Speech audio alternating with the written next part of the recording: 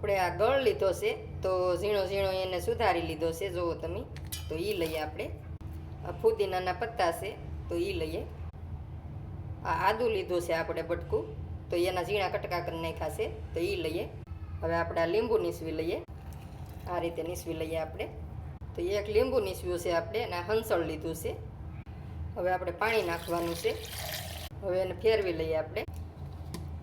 ફરી ગયું છે. તો હવે આપણે આમાં ગાળી લઈએ. તો આ રીતે આપણે ગાળી લેવાનું છે.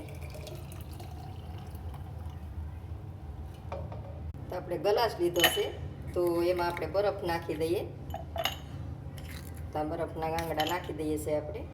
હવે એમાં આપણે આ રસ નાખી દઈએ. હવે આપણે આ લીંબુ મૂકી દઈએ આ રીતે. હવે આપણે આ ફુદીનો મૂકી દઈએ. તો બની ગયો છે આપણે શેવડી વિનાનો શેવડીનો રસ. આ રીતે બનાવો.